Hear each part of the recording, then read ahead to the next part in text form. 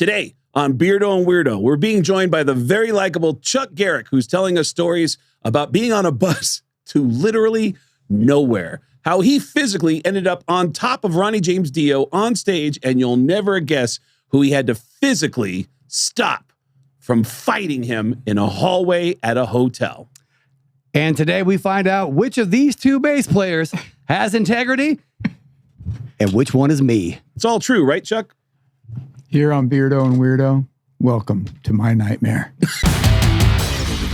Long Island and Houston, Texas. We are coming to see you. That's right. Me, Mr. Chris Kael from the rock and roll band Five Finger Death Punch. And Craig Gass, the comedian from Family Guy, King of Queens, maybe an episode of Star Wars. I don't know. Hey, listen, we're coming to Mulcahy's in Long Island on August 3rd, Monday, August 3rd, the night before Five Finger Death Punch does their show in Wantagh at Jones Beach. And also, we're going to be in Houston, Texas on Saturday, September 26th, the night before Five Finger does their show in Houston. Tickets are available at getgas.com. Getgas.com with 2 S's for all the tickets for Long Island, Houston, and also other shows on the road. And guaranteed the closest you're going to get to me at these prices. See you out there, guys. Absolutely. And Craig's going to be there too. Yeah. Cost me $20 just to have lunch with him.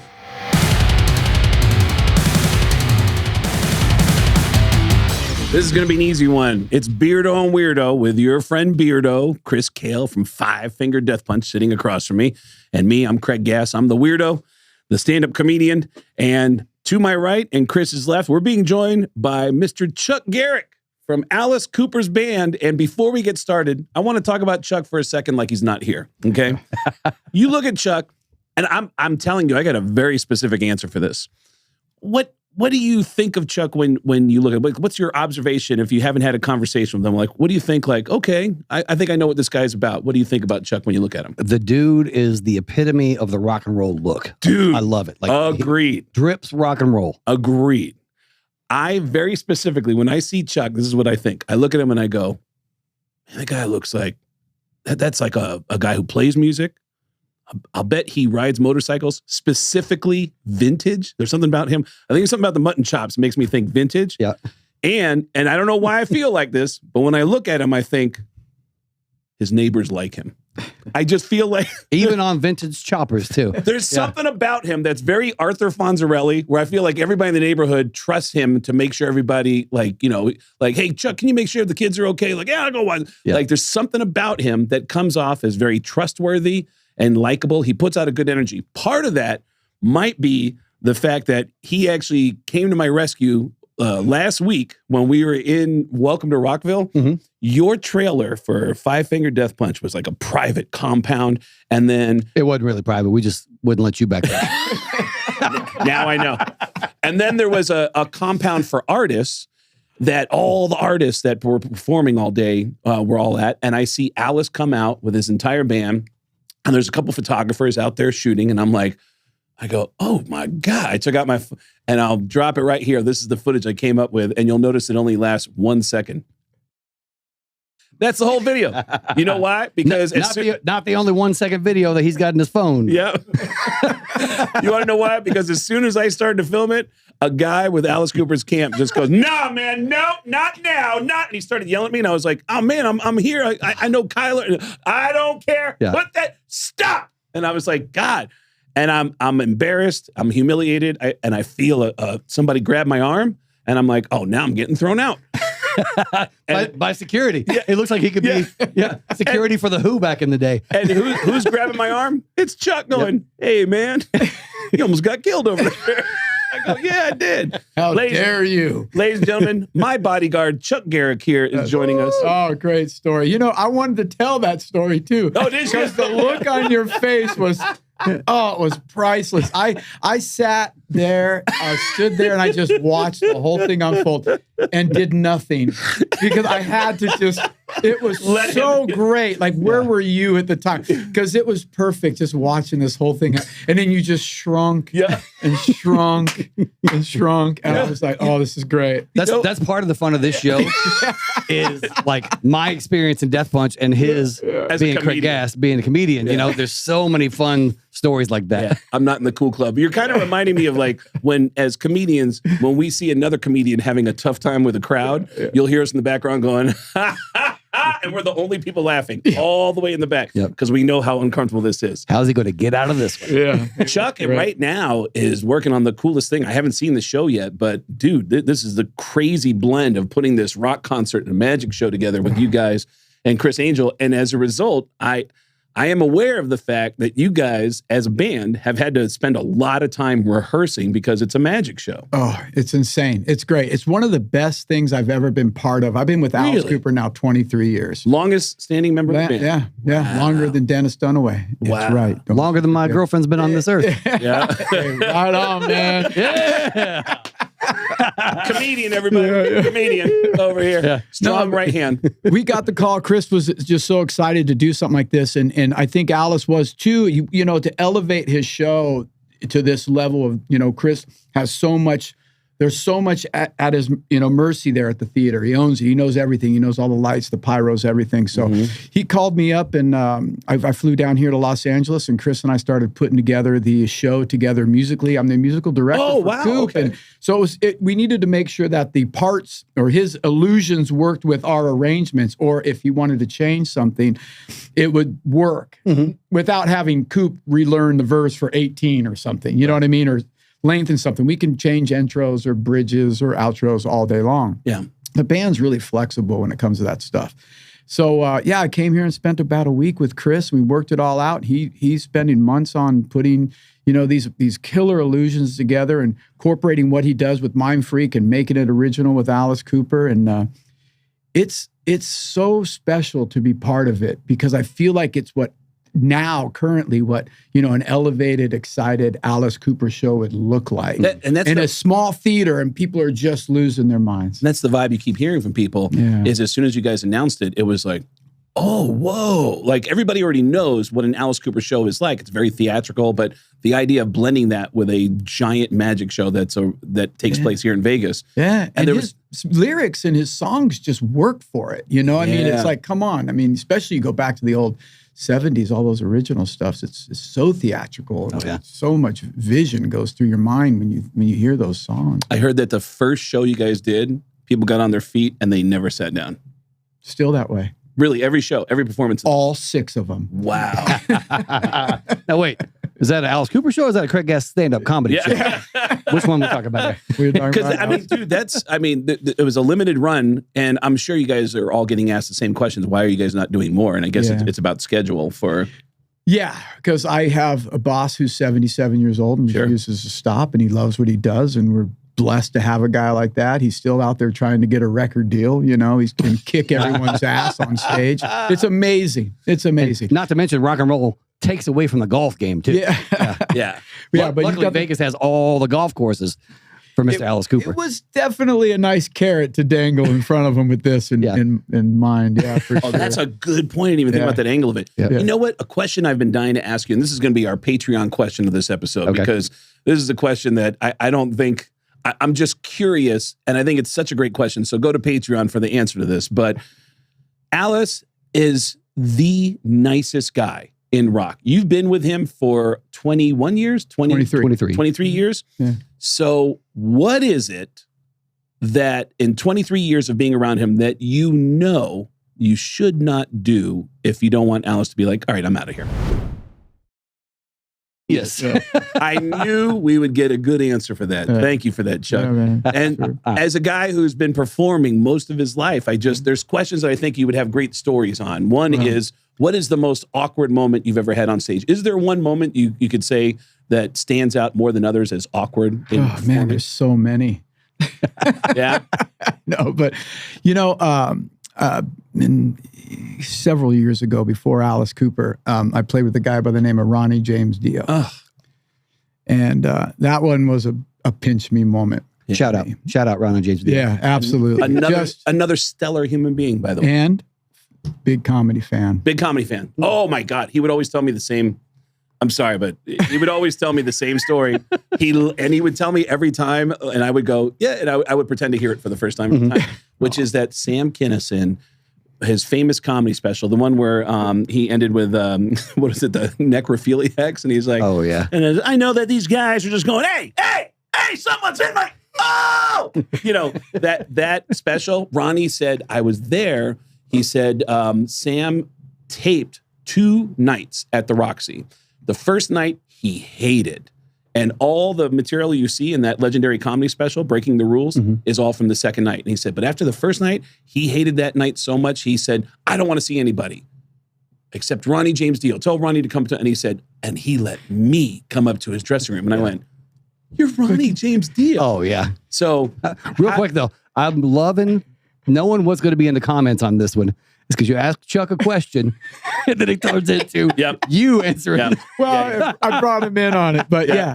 Awkward moment on stage with Dio. And by the way, every time I'd go to Ronnie's house, he had Seinfeld on. I knew where he was, he would be sitting in his chair just laughing, and he was just such a fun guy to be around. Love that. At times. But we were on stage, and when I was in the band with Ronnie, my first time over in Europe with him, and in Europe in general. And I think it was you've never been to Europe? Not, and that's a whole other story. I'll tell you about that one. But anyway, I got on the stage with Ronnie. We had a couple shows going on, and we were playing like nice sized clubs, packed. And sometimes the stage would get a little tight, and there was me and Ronnie and Craig Goldie on stage, and we're rocking, and I'm just living the best Chuck life. Like, I can't believe I'm on stage with Dio. I'm a kid from Lake Tahoe, for crying out loud. I always knew I had something to offer in the music, but I had no idea it would be with Ronnie. I mean, we all grew up with this guy, and I would play so hard for him. I put my toes inside my boots, just like giving it everything I got. No mistakes, man, just playing. Jimmy Bain lent me his bass. Like, the whole thing was just too perfect. And I'm rocking, and I step back quickly, and right at the same time, Ronnie goes to walk behind me. Yep. Oh, no. And Ronnie falls, and as I trip on him as well, and I end up straddling Ronnie, and I'm standing there, and I'm playing, and he's looking up at me with the microphone like this, and I'm like, I just lost my job. Exactly. Right, 1,000 things. Like, and I think we probably just stared at each other for a good minute. What is this? And I thought the whole show is ruined now for me, because I'm thinking, he has a little bit of a temper, and I'm thinking, I'm done. I'm toast. This is it. That Italian in him. That nice kid from Tahoe is like, you're out of here, never. But I, knock on the dressing room door after the show, Ronnie? Yeah. Ronnie used to love to smoke this and he's sitting there on the couch and he's smoking. He goes, yeah, come on in, Chuck. Hey, man, I'm really, really sorry about that, and he goes, oh, yeah, no, don't worry about it, man. Don't worry about it. Have this. He goes, it was a little embarrassing. And I said, yeah, you think so? But I said, hey, we didn't miss a note. Yeah. Wow. And he loved it. And him and I got along so well, because I think he knew that, man, I gave it everything I had for him every single night. It was so amazing to hear that voice coming through that monitor system and playing those songs. Was just magical every night. It really, really was. Do you know if there's any photo or video evidence of you straddling Ronnie James Dio? God, I wish there was. You were way too into that question. Absolutely. I love that. If there is, it's on VHS. It was that long ago. Oh, wow. And what city did it happen in? Oh, gosh. I'm going to have to guess like Spain or something like that, because it was in Europe. And we were playing some tight clubs. If anyone can find it, it'll be Alex. Alex could find that moment. If it does exist out there.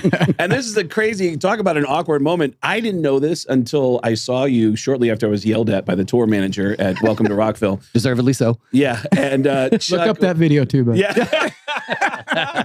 By the way, there was a moment later that night, I was in Duff McKagan's dressing room, and we're just like, he's got like a cachet of like dad jokes, and we're just going back and forth telling each other dad jokes, when somebody came in and said, hey, Duff, are you okay with so-and-so coming up on stage? And he goes, who's that? And they go, it's the tour manager for Alice Cooper. He wants to know if he can stand on stage during Alice Cooper. And Duff looked at me, and I was like, I don't know, man. You said it was a busy stage, man. If that's the same guy who yelled at me. Oh, no. I also love that you stayed over there hanging out with Duff while Five Finger Death Punch was on stage until the moment Duff was like, Craig's like, hey, maybe I'll stand on stage. And we don't really do that. Close set. Yeah. Then he comes see us. Yeah. No, for the record, I saw you guys. I was waiting for you. I watched and then walked over to see Guns N' Roses. Here on Beardo and Weirdo, we find out who our true friends are, Alex. And speaking of Five Finger Death Punch, and this is crazy, Chuck comes up to me and says, hey, man, I want to come do the show. And I go, we'd love to have you on the show. And he goes, I got a great story for you. I auditioned for the job that Chris got. And I went, that's right. What? I've never heard that story before. Yeah. He's had the opportunity to play with Ronnie James Dio, play with Alice Cooper, and could have played with the great Ivan Moody. And were it not for me. Were it not for me. It wasn't for Chris stepping up. Hey, man, let me tell you something. They picked the right dude. I'll tell you that. You fit in immediately. When I first saw you, I didn't know you. Saw a picture of you, then saw you play, and I was like, oh, they crushed it. They got the guy. I mean, and sometimes that doesn't happen a lot, you know? And how many years now? 15 years? Yeah, so there you go. Yeah. So what happened? So you get the call at that same time that Chris auditioned? Yeah, right around a couple of weeks or so, or a month or so before he got the gig, I got the call. And it was funny because a couple of weeks before, maybe longer than that, maybe a month or so before, they were even auditioning bass players. I was in Vegas hanging out, and so I met up with Jason and Zoltan, and we all went out to dinner. And we were talking and having a great time talking about touring and all this stuff. And I did a lot of listening because I was very curious. I'd seen the band in Reno at the time in a club, and I just was really curious because the music was so good. And it was just, and they had this very unique sound. And I realized there that, Zoltan, he knows what he wants. He's got a plan, he's got a vision, and he's not going to waver from it. And I really respected that from him. And we had a great dinner, and a couple of weeks go by, and I get a call, and they're like, "Hey, man, we're looking for a bass player, and we'd love for you to come down and audition." Whoa. I said, "Well, great. What an opportunity. Yeah. Why not? I feel like this band is moving in this direction. So I'll do that. And I know Jason really well. So I go home and I start learning the parts, and somebody calls me up and they say, hey, I know you're auditioning for Five Finger Death Punch. They're saying that you should cut your hair into a mohawk because the other guy had a mohawk and they really want this vibe. And I thought, what? Who was the person saying? Well, I don't want to stop anybody's name. Is it someone who ended up with a mohawk? No. Okay, it was somebody behind the scenes going behind the scenes. Because we really want you to get this gig. They're like rooting for me. And the other guy had a mohawk, and they want this specific look, and you should give yourself a mohawk. Because I used to have this not a mohawk, but faded haircut, and it kind of sort of looked like one at one point, but you should go back to that look. And I was so anti it because I'm like, oh God, I hate that look. It's just not me. Can you see me with the mohawk? It's not me, man. Right. It's like, how am I going to put my motorcycle helmet on with my fucking motorcycle with a mohawk? But anyway, it didn't feel right to me, and I've always been a guy that just I go off my instincts, and I think my integrity and who I am as a person, that leads me. And I sure would feel silly if I didn't get this gig and I cut my hair into a mohawk, unless it was a thing where they were like, you got the gig, if you do the X. Right. That wasn't the case. Right. It was a risk. See, so they gave up on someone with integrity. You fools! Yep. I stepped right in and go, could have been the Chuck's army. What do you need? There's still time, man. I'll license the image out to you. Yeah. Oh, that is hilarious. But anyway, I learned the parts, which I loved learning those songs because they were just so great. And so I come into Vegas, bass in hand, rent a car, and drive up to the rehearsal room, pull into the parking lot. And I think I was maybe even wearing a beanie. I was so anti the mohawk. Oh, that's hilarious. And I pull into the driveway, and it was a gang of a bunch of tropical angry birds. There was just dudes just with freshly cut mohawks. You're kidding. And all I could do was I sat there. My jaw just, hit the steering wheel. I'm like, thank God. Now, no disrespect to these guys. Hey, man, we're all trying to get there. But for me, who's been with Alice Cooper 13, 15 years at that time, and Dio, I'm good, man, you know, and I want to walk away from this thing still feeling like, you know, I had a great audition. Look, it wasn't about my playing or my singing. It was going to be about the vibe. Zoltan and Ivan, those guys want somebody that is going to fit what they got going on. Absolutely. And you are the guy. They got the right guy. There was no doubt. They knew that. Oh, start. Well, I'll tell you what happened afterwards. So I see these guys, and all I could think was, oh my gosh, thank God I didn't do that. Yeah. Walk in, and I have a great audition. It was fun.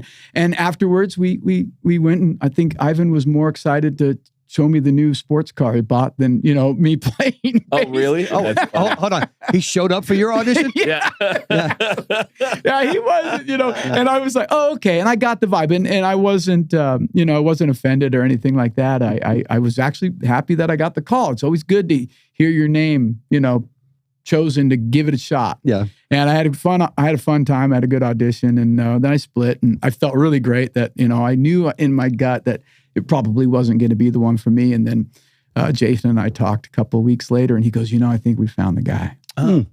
I go, you did? Yeah. He goes, I think that we got the guy, man. This guy fits perfect. And it was you, man. There we go. And it was great. And on top of it, early to the introduction to myself, it's the same way when I met you. It was just like meeting somebody I'd known forever. You know, and I'm sure you get that a lot. You're a super friendly guy, easily approachable and humble. Right? No, absolutely. Dude, I always say all the time, I love that people will talk about me behind my back by saying, oh, I met that guy, he's nice. Yeah. But he's so proactively nice that Yeah. I don't know how to behave around him. Like, we walk through lobbies of hotels where he'll just look at the front desk people and go, hey, you guys have a good day, all right? And they go, oh, thank you. And then they look at me and I go, and peace be unto you. And I just keep walking. I don't know what to add to that. He's proactively nice. Yeah. And it's just... He's great at it. But man, your description of pulling up to an audition, there's been times I've auditioned for roles in movies and TV shows where it's like, oh, this is a doctor, this is a football player. And I'm like, all right, now I'll get the material down. And then when I show up, there's guys in the waiting room dressed as doctors. And I'm like, really? Is that, what the fuck? Like, or as football player. And I'm like, oh man, what? I didn't even think about that. So to think of him auditioning for this band, the last guy had a mohawk and he pulls up and he sees all these fresh mohawks. And how many of those guys couldn't work after that at their day job because they had mohawks now? Oh, yeah. I love that story, too, because when I got the call for the audition, Jeremy said, hey, we're having auditions on Friday and Saturday. Are you available? And in my head, immediately, I was like, okay, I want to go last. I want all this trash come in there, and I'm going to sweep up the floor. So outside of Chuck, a bunch of tryhards, you know, trying to, you know, do the mohawk and all that stuff, doing everything they can to get the gig. And just, I walked in I was the last guy to audition and the first guy to get the job. I love it. Did they offer you the job right there? No, I felt great about it. Yeah. And I was like, oh my God. I was pretty certain that I had the gig because I played chess in my head with it. I knew that Zoltan was going to be the hardest nut to crack. Yeah. And I knew that he trained mixed martial arts, jujitsu, that type of stuff. I trained Muay Thai. So I purposely wore a shirt that said, it looked like a Coca-Cola logo, and it said, enjoy Muay Thai, knowing that he would see it and ask me about it. And that worked. And it's like you said, it's all about the vibe, really, like just the hang. Yeah, musicianship, important. Yes. Getting out on the road, stuck in a submarine that is the bus, all those dudes together, the hang's got to be good. You can be the best player in the world, but if you're not meshed into the personalities of whatnot, it's just not going to work. Absolutely one of the most important things. And that's to anybody who's listening out there, young kids, wanting to audition, man, you got to hang. Got to wear. Chuck, I've said this a million times. I used to be jealous of guys like you because you get to travel with a bunch of people. And as a comedian, I'm always out on the road by myself. And it looks like, oh man, how fun is that? And then I did it. I did a tour with a bunch of comedians. And that was worse than being by myself because you realize everybody had different levels of communication skills. Yeah. And there was one guy in this one tour that I did, there was one comedian that would hold grudges. And when he held a grudge against you, he gave you the silent treatment. So it'd be like weeks of like, what's going on with that guy? And other people would go, remember that joke you did in Chicago about him? And I'm like, yeah. And it's like, yeah, man, he got mad. And I'm like, what? And then I'd see the guy and I go, hey man, are you mad at me? We're good. And I'm like, Dude, So passive aggressive. And the thing that bothers me is like, we are living this amazing life right now. We're traveling city to city. People are excited to come to the shows and we're all making money. Why are you going to be unhappy like that? What the fuck? Like, dude, and I have to believe, Chuck, that you're in a situation where you don't get the final word on who gets to be in the band. So there have to be moments in your life where you've like, how do you handle being on the road with somebody when there's someone in that group that you're like, they don't get along with everybody? Just make sure you have your own hotel room. Yeah. Find your own peace, man. I do. I mean, you're right. I mean, I'm consulted. Coop and Shep, they consult me with. There's been 8 different drummers and 12 different guitar players since I've been in the band. Oh shit. But, Alice has got a good sense of picking people that are going to bring something to the table. Yeah. And everybody that's been in the band, we all remain friends, and some are easy to tour with, and some are not. But there really hasn't been too many that are, you have bad experiences with. Everybody's entitled to a good and bad day here and there. But the older we get, the less we tolerate it if it's coming from, alcohol abuse or some shit like that. That's we don't have any tolerance for that. But, somebody just maybe not woke up on the wrong side of the bunk or whatever's different, man. But, and ultimately, it's Alice's thing. So you can't really be that aggravating to be around. Right. Because Alice will take you out because it's his, And he's killing it every night. And absolutely. If the guy's twice your age and putting more into it than you, so you got to step it up. Absolutely. So were you about to ask a question? It reminded me of a story you were talking about. As bass player, like you played with Alice Cooper, like influence, input, that kind of thing. Yeah. One time I really wanted to play a certain song from Death Punch, and I brought it up to Jason.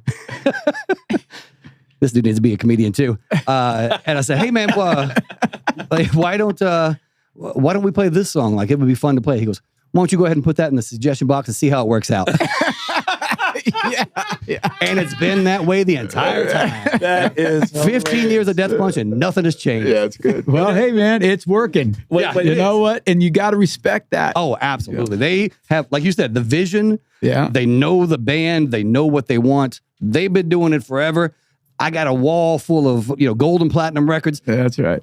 I'm not questioning nothing those guys say. Not complaining, man. When Chuck brought up earlier the audition with Five Finger Death Punch and talked about his integrity, there is a story. If I have this right, this is such a Rodney Dangerfield type story. Mm-hmm. Rodney famously quit comedy for a while, and he became he worked in aluminum siding. Yeah. And I met people who knew him back during that phase of his life. Like, yeah, he was the funniest aluminum siding guy I ever met. And then later in life, he came back to stand up and then he became famous. Mm-hmm. Did you walk away from music for a while? Absolutely. And you were a working musician and then walked away because it just wasn't what you wanted anymore. What was it that made you walk away from music? Well, I lived in Lake Tahoe at the time before any of this stuff happened. I went to LA in the 80s and had no success, really. I just wasn't, fitting into that Hollywood scene. I moved back to Lake Tahoe and had a kid and started a construction business. And just, and still played. I really loved music, so I just would still play, but I started to actually learn to play the banjo and just tried different things and enjoy my life. But I really was so excited to be a father. Wow. And integrity. Yeah, man. And it was the best time of my life, and it still is. My daughter's now 31 years old, but at that time it was I gave it up for a while until certain things in life happened. Like my dad passed away before my daughter turned 1 year old, which was devastating to me. And 6 months after that, my wife at the time left me because I must have been a real, pleasant person to be around after my dad passed away. But it just wasn't working. And, I had full custody of my kid, and she's like 1.5 years old. And I decided that, I'm going to give it one more shot. I got some time left in me, and I'm going to go take her and I to Los Angeles. I wanted to go to engineering school, so I did. I wanted to become a better recording engineer. And I was messing around with some, playing with some guys in Hollywood and just having fun, not really trying to make it. And then I got the call to audition for Dio. Wow. That's incredible. Which was one of those things because it meant so much to me at the time because I had, I lived in an apartment with one bedroom that my daughter had. I slept on the couch. It was just, she was so important to me and trying to figure out schools and what am I doing in LA with my kid? Like, what am I, an idiot? Like I just constantly these battles were coming on to me. And I loved being a dad and I, like I said, I still do, but she just was everything. But I felt like if I didn't take this chance, what kind of father can I be to tell her, you got to go for it. Right. I did. And it worked out or it didn't, but at least I could say I went for it and you came along for the ride.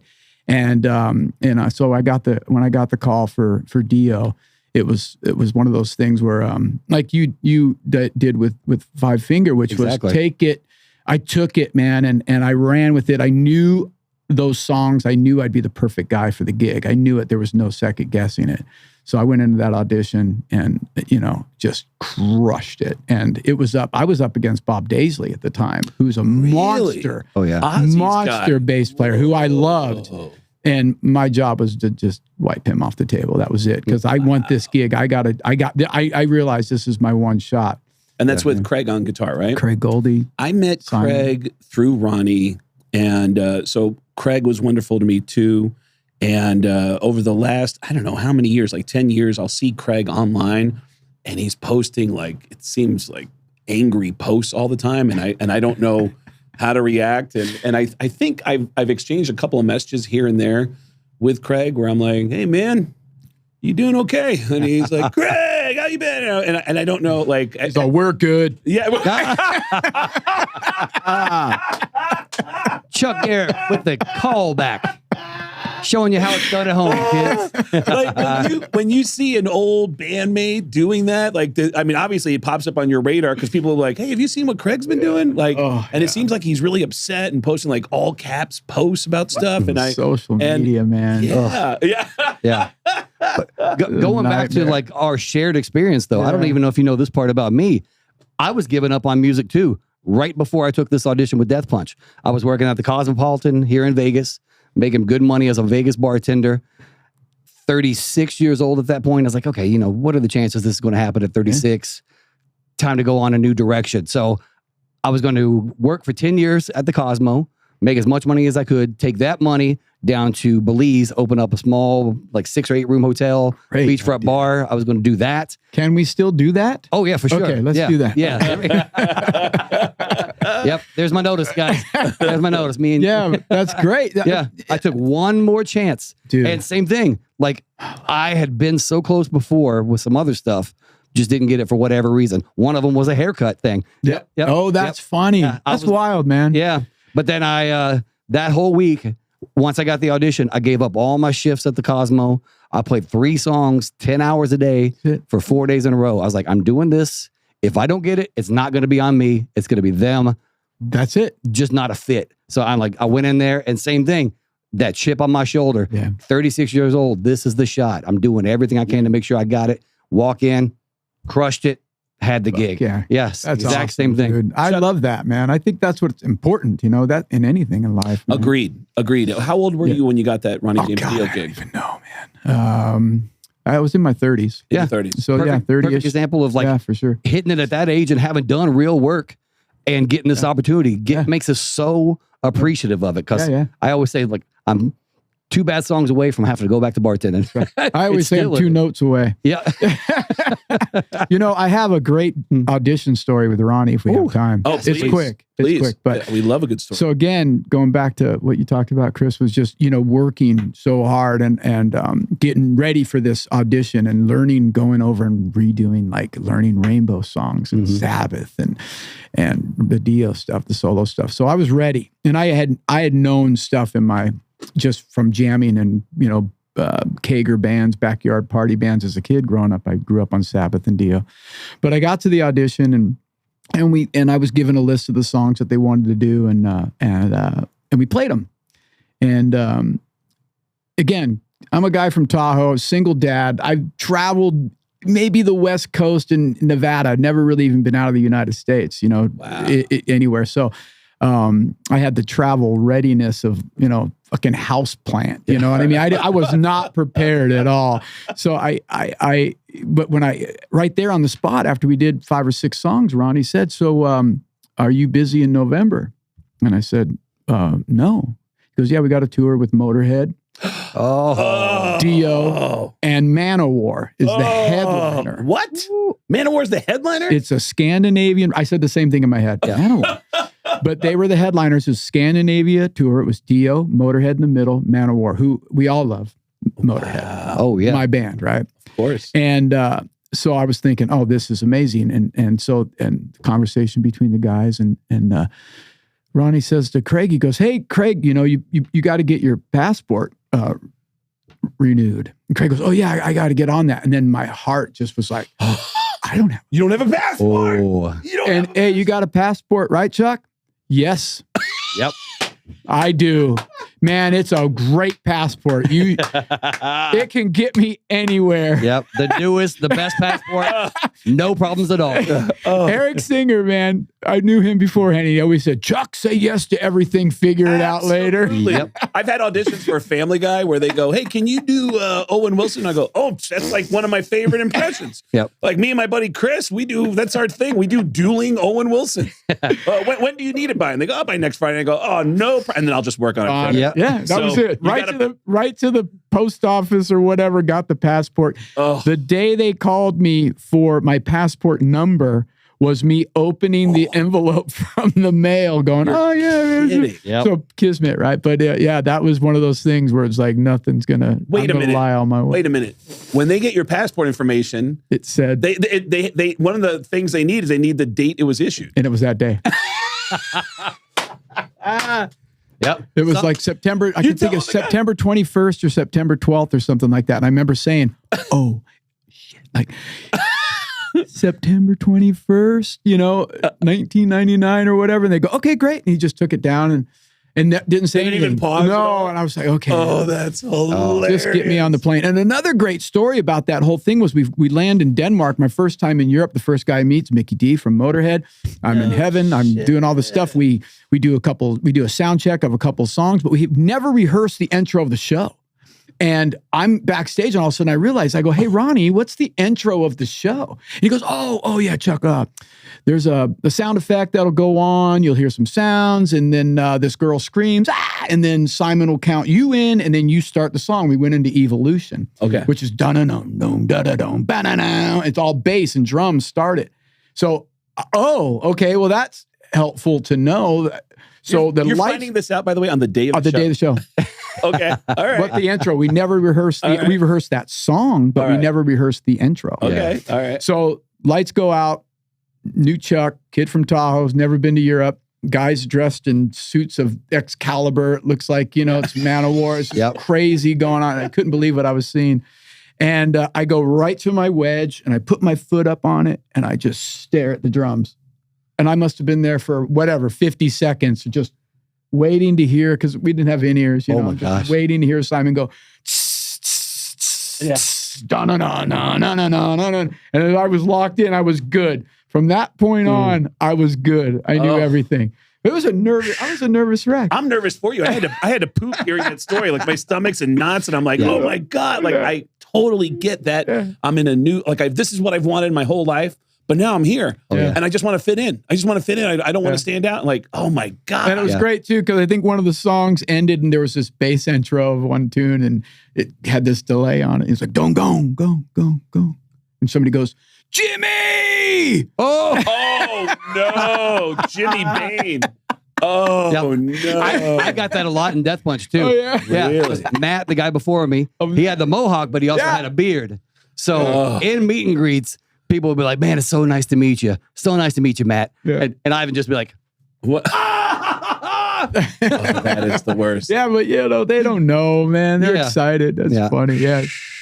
It doesn't apply to comedy. There's been nights where, I remember right at the height of the Chappelle Show's fame, Dave Chappelle showed up at a club that I was at and hadn't seen him in a few years, and he walked on, the place went, he got a standing ovation just for getting on stage. Mm-hmm. And he's like, all right, man, that's it for me. And then he walked off stage, and we're like, and they go, all right, please welcome Craig Gass. And I got up, and I go, how you guys do it? And it's just bodies standing up, just like trying to get out, like, we got to get a picture with Dave. And then Oh yeah. That's it does not apply. I will not be mistaken for Dave Chappelle. But thankfully now, because of Beardo and Weirdo, he's getting recognized all over the place. The guy can't go anywhere except backstage at an Alice Cooper concert, right? And having our favorites come up to us and be like, "Hey man, I want to get on that podcast." Yeah.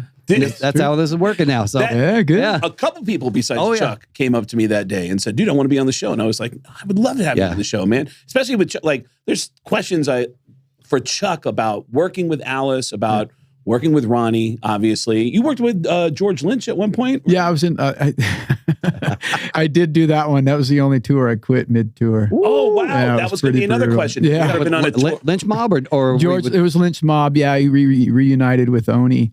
And it was after I did Dio, I did a quick, I don't know how much time we got, and I'll make it quick, but I did Dio in Europe, and then Jimmy Bain would play bass with Ronnie in the States. Because the reason why I got the gig was because Jimmy couldn't leave the United States. Okay. So I took a gig with Jimmy DeAnd on drums, who was a really good friend Bullet of mine. Boys. Yeah, and Oni and George, and they got Lynch Mob back together, and they were going to open for Dio. I think it was Lynch Mob, Armored Saint, and Dio club tour. And I just saw George the other day, so I can tell the story because we were laughing about it. But George was not in a good place. He's having some serious problems, life problems, and he was just this angry, kind of just buffed out guy, and it just was not a good place. There may or may not have been some bad decisions with, certain substances. From a guitarist, guitarists making bad decisions. At one point, let's just put it this way.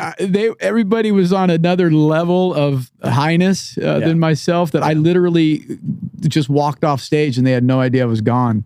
And they just kept playing the entire show because it was just so terrible. I'm thinking, at what point am I supposed to stick around? I have a kid at home, damn it. I just got done playing with Dio. So, I left that tour, and it was funny because I was in Milwaukee at the time, and I told George the night before that I'm out, man. This will be my last gig. And it wasn't at the Rave, was it, in Milwaukee? Oh, man, that place is creepy. Yeah, and we stayed across the street at that hotel. The Ambassador with Jeffrey Dahmer. Jeffrey Dahmer? Yeah, right. Oh. So crazy. So I told him I'm out, and I hear this noise coming from the hallway. Where is that little motherfucker? I'm like, and I'm looking around, and by my nightstand is a brass light. And I grab it and I open my door, and George is standing there like, listen, motherfucker. And I'm standing like this. I'm like, George, if you even come in here, I'm going to bash you over the head with this fucking thing. And he's like, okay. And I'm like, he's 14 times my size, you know what I mean? If he gets a hold of me, I'm toast. Yeah. He's 14 times all of our sizes put together. I'm just eager. Then we kind of bro hugged it out. Yeah. And everything was cool, and it was intense. But I knew I'd made the right decision after that. Musicians, man, you guys are fun. Yeah, you guys are so much fun. We had a bus driver that Oni hired because he was supposed to be Oni's bodyguard because Oni was afraid of George. Really? And the poor kid was stuck driving the rented RV. Okay. And we're smoking weed in the RV, and this kid's driving through Texas, and we're driving, and we're driving, and we're driving, and we're driving. And George comes up to the guy and says, hey, how far away are we? And I go, I don't know. He walks up to the driver. He goes, hey, leans over. Hey, how far away are we? The kid goes, I don't know. And he goes, he's got one job. What do you mean you don't know? He goes, I'm waiting for you guys to tell me where we're going. Oh. We were 3 hours out of the way. No way. What a great story. That's a great story. Oh, my God. Chuck Garric, greatest podcast guest ever. Yeah. Ever? Oh, wow. Oh, that is a You haven't had many, story. obviously. I've got a story about arguing with a guitarist as well. So Zoltan trains jujitsu. Yeah. I train Muay Thai. Both of us are badasses. Yeah. He was mad at me for something, just, normal tour stuff or whatever. I hadn't seen him all morning. He's walking out of like the dressing room complex, and he's got his gi on. getting ready to go train. Okay. And he just looks at me and goes, "Where's your gi?" And I lean and I go, "Where's your gloves?" Oh, He goes, "Yep, all right, that's cool." And we weren't mad at each other anymore after that. Yeah, Yeah, he's serious about this stuff. He would whoop my ass. Oh, right. Yeah, I play tough. That dude's a black belt in everything. Right, Yeah, right, anything he does, he is a black belt. Whether it's jujitsu, whether it's judo, whether it's life in general. Yeah, That he's dude, kicking ass. He has got the black belt mentality Yeah, for sure. I love it. Hearing Chuck's stories though about George and George having some anger, and all you can take away from that is we got to put together a GoFundMe for Jeff Pilson. He had to like, be in between George Lynch and Don Dockett. They did. It's called Foreigner. Oh, Chris Kael. I love 3 it. points. Yeah. Wow. But hey, with just be cool. Everybody knows George and I are cool. Absolutely. We can laugh about this, him and I together now. You know. I've always got the sense that George is. I don't know if I think I met George like as a fan when I was a kid, but I always got the sense of his sense of humor is like he's very deadpan. So I find that people who even feel like they get along with George can't understand George because he's so deadpan. But man, what a collection of stories. Yeah. All right, a couple of just quick and fast. Yeah. And by the way, we still have like 10, 15 minutes right, cool. before we get out. But I just know you must have a great answer if I was to ask you when people meet you and they find out who you are or what band you're a part of. What is the dumbest question you've ever gotten as a member of Alice Cooper's band or just as a working musician, period? What is the dumbest question you've ever got? Yeah. I think, one of the dumbest questions I was ever asked, it was kind of funny too, which was, do you warm up before the show? Do you warm up your vocals before the show or you just go out and scream? I'm like, well, I scream. I guess that's what it sounds like. There's no screaming in Alice. And speaking of warm up, like there was one time me and Jason were backstage, and Jason would play forever before he went on stage, warming up. I mean, he's incredible guitarist, incredibly like difficult solos, just all day. I walk out on stage 2 minutes before tape starts rolling, the intro tape. And he's over there warming up. Yeah. I go, yeah, hold on. I got to warm up too. Boom. Okay, I'm good. I'm good. Yeah, we do the best job, man. You don't need to do that stuff with the bass. The crazy thing about that tour bus story about the kids just driving, like, I don't know, I'm waiting for you guys to tell me where to go, is you always think that in any organization, any artist you go to see live, you're like, man, this is like a top-notch organization. There's people running it. There's people like, and you don't realize, I mean, I've heard stories about when Motley Crue got like huge, like Vince would tell people like, hey, this is my brother-in-law. Let's give him a job. And then like just some random guy a fob who doesn't know what they're doing has a job within the organization. And I just heard that for the first time when I did a tour with Alice in Chains. I did stand-up comedy opening for Alice in Chains, and I heard Sean Kinney going, dude, that guy's the biggest fob in the world. And I'm like, what is that? It's like friend of band. Yep. And I'm like, whoa, does that make me a fob? Because I'm like just touring because you think I'm funny? Like, We've documented you're not a fob. You're a ligger. Oh, yeah. Yeah, we heard from Stephen Ray, who is Ozzy's friend, and he wrote a book about growing up as Ozzy's friend. And it was broken into 4 different chapters, and one is the ligger years. And I was like, what is ligger? And he explained that Kerrang! Magazine coined the phrase of someone who's backstage that has absolutely no reason to be backstage. Hey, everybody. The guy trying to do a video of Alice Cooper. And Craig can use that word with the hard R. Yeah, good. It works out good. I am a ligger. Yep. Yes, yes. But is there any questions you get about Alice Cooper consistently that you're like, really? That's your question? Like, do people have dumb questions about Alice? Oh yeah, the best is do they assume that he has a bunch of reptiles, in his house. How many snakes do you have? You're like, it's Alice Cooper, not Carrie King. Yeah, no, I don't have any snakes. Oh, do you have rats? No, bats. No, I don't have bats. It's Ozzy. By the way, when I've always found it really like when I've gotten into big situations, being on the Howard Stern show, being on a TV show like King of Queens or Sex and the City, there'll be people around. They'll be like, "Oh shit, wow, that person's here." Like, okay, like when you stepped into that gig with Alice Cooper. like you start seeing people at the shows because it's Alice that you go, oh man, this guy is here. Is there any one person that stands out that you go like, wow, who would have thought that person was an Alice Cooper fan? Yeah, actually there is. And it was great because it was such a, you would never think in a million years, David Duchovny.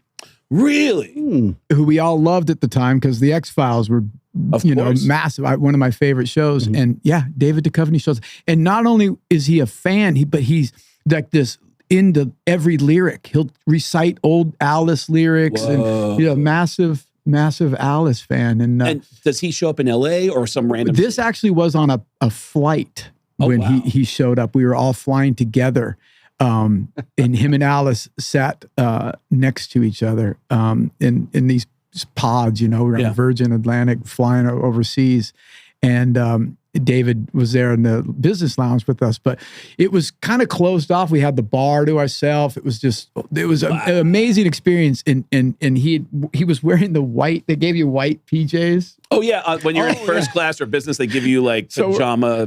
So we're wearing these things, making our own drinks, and Duchovny spills this Bloody Mary all over his white PJs. Really? And he just looks up really calm and he goes, my penis is bleeding. But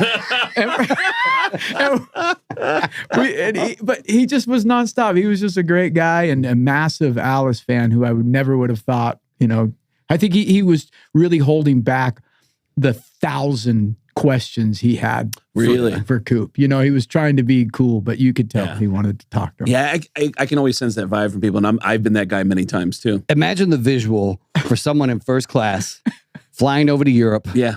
And then these guys walk in looking like us. Yeah. So many times I figure out how to shut down that conversation for sure. Because it's very judgy at first. They're like, what do these guys do? Yeah. Because they're running businesses and doing all kinds of craziness. And then we come on, like, how did they get into first class? And now when somebody asks me, and if they've got a crappy attitude about it, like, what do you do? I go, you watch gay porn at all? Very successful. Did you go through the same? You might recognize it.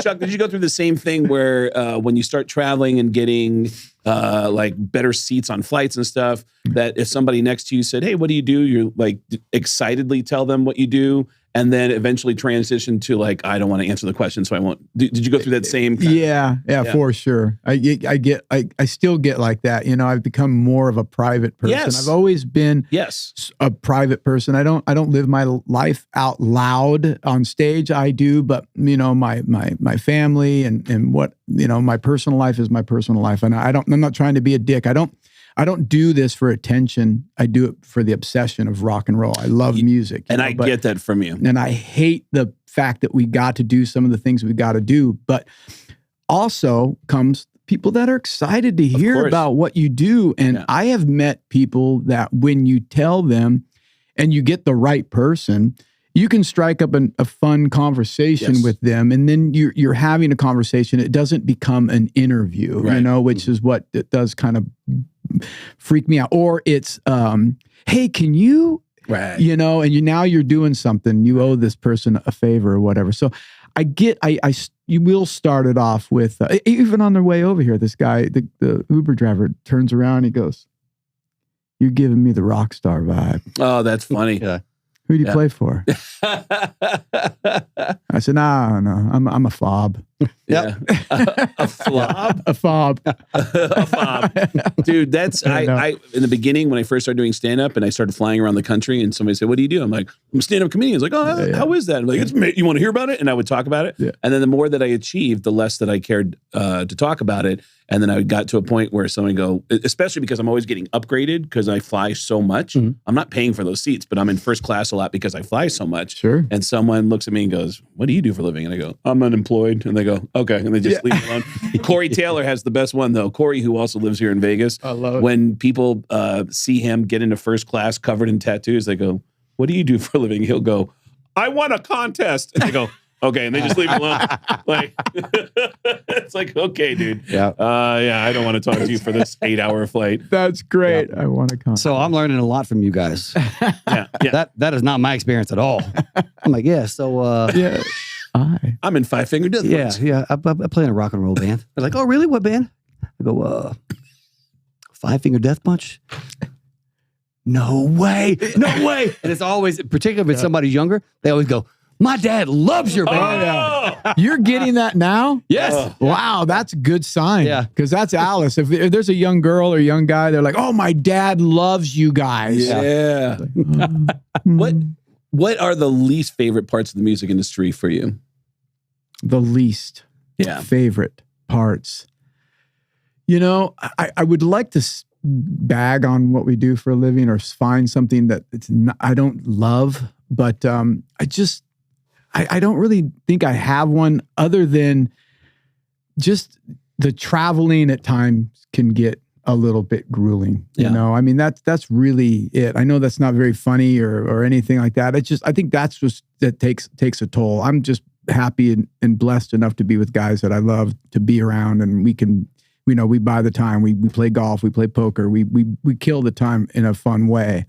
But I don't really have any negatives towards it at all. I mean, it's all been pretty. I've been pretty blessed with some good people. I mean, Coop's been doing this for 50 plus years, and he surrounds himself with great people. You know, I've had some conversations with Coop where he says that he lives his life much like a comedian. He loves going to malls. Okay. I'm like, that's what I like to do. He actually enjoys being on the road, and I do too. But when I hear these stories about you guys always play poker on the bus and stuff. Is there anyone who in the band who's a consistent, if there's one person you're going to say that person's most likely to cheat at poker, is there any one person that comes up that you could say? Yeah, his name is Coop. I'm calling him out. No, let me tell you, we play the most ridiculous poker games, and we have dumb names for them, and it's fun. It kills the we get done with the show where we play for an hour or two, and it's, by the end of the run, you're down $10 or up $15, and you've played this whole time, or even it fluctuates, but it's not big money. But I usually sit next to him, and I'll have my cards, like this, and he's talking, and every once in a while I see him. He does this, kind of looks over, and then he wants you to feel like you're doing something wrong. Yeah. So what he does is I'll have my cards, and then he'll put his hand and push my cards away, like, I don't want to see what you have. Even though he's peeking. And you've been peeking this whole time. Oh yeah. But that's it. And our goal really is just to beat him. Just to wipe him out, clean him out. When you lose in our games, you don't just lose the money you anteed. You have to match what was in the pot as well. So there's, it could be $12 or $20 or $5. It doesn't matter. It's poker money. It might as well be, in the thousands to us. Yeah. And when he loses it, it really brings us great That's joy. Hilarious. Well, the last question, I texted Chuck a bunch of questions. I said, do you have any stories about these questions? And one of them, I was leading him to see if it would be the answer I thought it was. And the question was, Chuck, has anyone, and I have someone in my head, anyone offered you in all your years of being a musician, has anyone offered you unsolicited advice? And he said, oh yeah. And he answered with the name that I was hoping he was going to say. Gene Simmons from Kiss. So what was the unsolicited? It just was, look, man, I love Gene. We all love Gene. Right? Yep. I loved Kiss. That was my band. We all love Kiss. Gene Simmons is tattooed on my shit. Yeah. I love him. Now, here's what I hate. Okay, I'm going to back up for a second. Here's what I hate about celebrities or rock stars or whatever. Sometimes I don't want to meet the real you. Yes. Sometimes, I've played bass with Billy Bob Thornton, and I feel like Billy Bob Thornton is Billy Bob Thornton on and off the screen. That's for great. The most part, right? Yeah. I mean, obviously you're a real person and you get, you got whatever going on, but sometimes I just don't want to know you, or of course. I just like, can you just be that guy for a second so I can just say, that. This was the greatest moment ever. Instead, but I was at the Key Club in LA. And Gene had a solo album out called Asshole. I'm an Asshole or something like that, right? Was it? Was that it? I believe so. And yeah, so we're at the bar hanging out, and Gene's comes walking up, and he's, and I can tell you exactly what I was wearing. I was wearing a red tight t-shirt that said Marlboro on it. I still have it. It's one of my favorite shirts. And, I've got my tattoos out, and the hair is slicked back. At that time, I kind of had a pompadour going, and Eric Singer was there, and he goes, "Hey, Gene, this is Chuck, a bass player for Alice Cooper." And I go, "Hey, Gene, nice to meet you." And he goes, "You would look much better if you wore a suit." What? A suit? What? And I was like, "What?" And I looked at him, and he had a bunch of girls next to him because he's so good looking. I thought, oh, it's because he's wearing a suit. Oh, that is. I said, well, obviously it's working for you, Gene, But that was just out of nowhere. I just caught me off guard. Like, you would look so much better if you wore a suit. And I got a follow-up question on that. Because much like me, I'm guessing, how many times in your life have you actually worn a suit? Yeah. I mean, I'm very much like, this is what you're getting. When I see Chuck, I don't think suit. I think Chuck is the epitome of rock and roll. Yes. Like classic rock and roll. Like, it's just, Hey, Alice and Cheryl just had their 50th wedding anniversary. I bought a brand new suit. Oh, that's wonderful. State and Liberty. A little plug there. Maybe they'll give me another suit. Oh. They make a great suit. And Name of the company again, State and Liberty. State and Liberty. State and Liberty. Great suits. State and Liberty. Featuring Chuck Garric. And I wore the suit there. And you know what? Fit well. I felt good in one. I asked the question wondering if Gene was going to come up as the answer, because so many musician friends of mine have these stories about, like, he came up and he was like, "Hey, by the way," and Mike McCready has one of the best ones when Gene came to a Pearl Jam show in LA. Gene, I was put in the middle to coordinate because Gene wanted to come to the show, so he had one of his assistants contact me to contact Mike, and then Gene comes to the show, and then Gene disappears and goes into Pearl Jam's dressing room. And I said, "How was Gene in the dressing room?" Mike said, "Oh, he started asking questions like, so this show is sold out, right? Are you sold out?" And I'm like, yeah, it's sold out. It's like, and you're only doing, how many shows are you doing? 20 on the whole tour? Like, yeah. Are they all sold out? It's like, oh, yeah, all the shows are sold out. You should do more shows, make more money. Good night. And he walked out. That was his advice. Like, you know what? If you want to be happy, you should have a lot more money. Yeah. Then he walked out. I was like, wow, man. Thanks, Gene. And, I love hearing stories. I love him. We did a show with them in New Zealand, and we got a photo taken. Oh, no way. This was when Jason was in the band. Mm-hmm. And Gene, this was after I should wear a suit. Yeah. Gene comes up to me, and I was like, I had to stand next to Gene, Of course. So I'm talking, "Hey, Gene, talking, hey, blah, blah, blah, that stuff. Man, this is really great. I hope you're having fun." And and I'm not getting any reaction, and he just looks at me and he goes, "Got my ears in." And I was like, "Oh yeah, okay, cool, man. This is great. Yeah. Thanks, Jim." That's better than what I got. After meeting him the first time and making him laugh at a radio station in Seattle, years and years later, they do the reunion tour with the 4 original members of KISS. And I hit up Doc McGee and said, "Hey, I'm a comedian. I've always heard that Gene wanted a copy of this funny thing we did on the air." And he said, "Yeah, come to the show. I'll give you passes."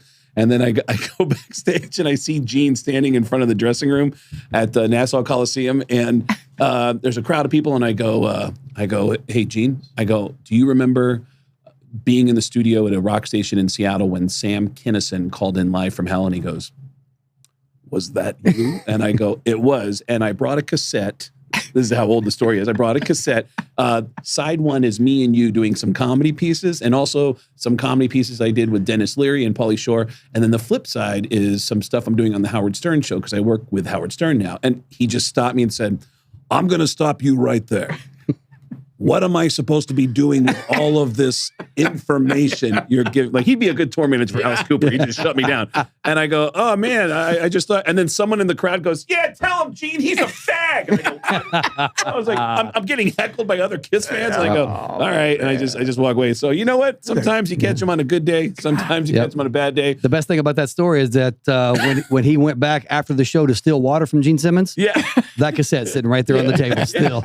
I have a running thing of taking water out of the catering. So I like to grab a bottle out of catering, a bottle of water. But So you use a video camera, like your phone, as a decoy there, make it seem like you wanted to take a picture of us, but I really you were wanted to looking take the for water. Yeah, out of He the, was out of ass, the green room. man. Yeah. Well, Chuck Garric, a wonderful person, a wonderful human being, and a great guest for our show. Chuck Garric from the Alice Cooper Band. And Chuck, where do people find you online? Yeah, official Chuck Garric, my Instagram, and that's about it right now. Yeah. And my God, if you haven't seen an Alice Cooper show, I'm telling you, every time I see them live, I go, I already know this music. I already love this music, but my God, this band, it's a stellar band. Every individual on that stage is a rock star. Oh yeah. And it's not, And they know it. and yeah. And Alice Cooper allows them to be who they are. Absolutely. I love that. It's an unbelievable show. Go catch Alice Cooper out on the And I got to plug Bisto Blanco, my Bisto band. Blanco. Come on. Of course. And Bisto Blanco. Go visit Chuck online, follow him, and follow everything he's doing. He's a good guy. And, Thanks for having and great me, for guys. stopping in. Thank you. Thank you so much. What a blast. Absolutely. Woo, that was fun. Oh, that was easy. Hey, we could talk forever. Yeah. Oh, that was a good one. Okay, good practice. Yeah. Let's do it for real this time.